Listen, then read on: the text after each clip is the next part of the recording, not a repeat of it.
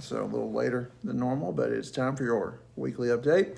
And today I wanted to point out something. Last night we had a prayer meeting. There wasn't a lot of us in there, so I'm going to share this. We looked at Daniel chapter 6, one of the most famous narratives in all of Daniel, and it's on Daniel and the lion's den. Now, it's fascinating to me about this passage. There's a lot of different things. One thing is, Daniel is just this godly, disciplined individual who goes to pray 3 times a day regularly, opens his windows, faces Jerusalem, and prays there 3 times a day. Just an amazing, extraordinary man. And it's not really something that is extraordinary. It's not something that is a big event. It's not something that is could be classified as phenomenal, but it is a daily discipline. Since I started kind of going to the gym a little bit and starting to try to do different things to help keep my body in shape for the Lord and to keep things up for my family, I found that when I first started lifting, the shoulder had a lot of damage in it and like arthritis, and couldn't hardly do 12.5 pounds. The other day with both shoulders able to do 50, which was, pretty impressive from where I started 3 months ago. But it came through this weekly discipline, being in the gym and working out for weeks to build and get there. We're big event hounds. I mean, we love national championship games. We love big rivalry games. We love big events. And while that's certainly okay at times, and God does do that, like for example, this last week had a great week, had 10 baptisms. What a great big event.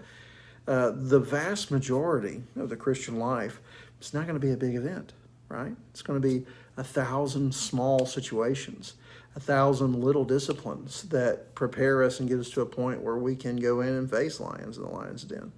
I was preparing for this and I heard one pastor say this, and it's really stuck in my mind. Simple disciplines like the discipline of prayer. What would happen if we just stopped praying for a month? I just wonder if we just randomly stopped doing that. No more collective prayer. Would anybody even notice, right? Have we been trying to do ministry out of our own strength, our own dependencies? If we're going to be like Daniel and face some lions that we have in our lives, man, we have got to be a disciplined people. You say, Pastor Travis, you can't say things like that, like the discipline of Bible reading, the discipline of prayer, the discipline of being with the body when they gather. This is what the Lord has commanded, that you would go out for private. You would be, when we gather together, the New Testament church is all about gathering and scattering. So we gather together to worship Jesus. We're worshiping Jesus privately. We need to be disciplined people about that. You say, Pastor Travis, you can't say things like that. We live under grace. We don't. That's legalism. No, it's not legalism. Legalism is doing things to earn the favor or grace of God, right? The gospel teaches us that we can't earn that we can only have favor with God through grace, the unmerited favor of God through the work of Jesus Christ. What I'm talking about is living a disciplined life out of gratitude to Jesus.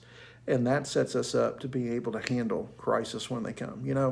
When a couple's in crisis or when an individual's in crisis, we see how disciplined they have been up to that point. We know if they have been disciplined in their Bible study regularly, they've been disciplined to be with the body, if they have been disciplined in all these areas. That stuff shows up when you get tossed in the middle of a lion's den. So that's my little devotion for today. All right, this week, got a few things coming up. Combined worship, so don't forget about that. Sunday school at 9, worship's at 10. We have the church picnic. Please check your email this week to know what time that'll be there. It's going to be hamburgers, hot dogs. It's going to be great. It's going to be wonderful. Pool's going to be open over here at the annex. There'll be some drawings, I think. There might be some games. I'm not sure. It's going to be a good time. So it's a great time of fellowship, being with the body. Make this effort to be there. I know some of you probably haven't done this before, but it's a great opportunity to spend time with the whole church body, just like whenever you gather with your family, except this is a family that God's put together, not the one you're just born into. So let's make extra efforts to be there because it's our joy and our pleasure. Second of all, we're going to be having the Lord's Supper, so start preparing your heart now so that you can take it rightly. We just had a sermon a couple weeks ago. Wish it could have correlated with a culmination in the Lord's Supper, but that's okay. So we've seen the baptism last week and Lord's Supper this week. And one of the beautiful things about Lord's Supper being this week instead of 2 weeks ago is all those people that were just baptized, free to take the Lord's Supper now. They've already done that first commandment, so that's a wonderful thing. And that's it for today. Hope you all have a great day. I look forward to worshiping with you on Sunday morning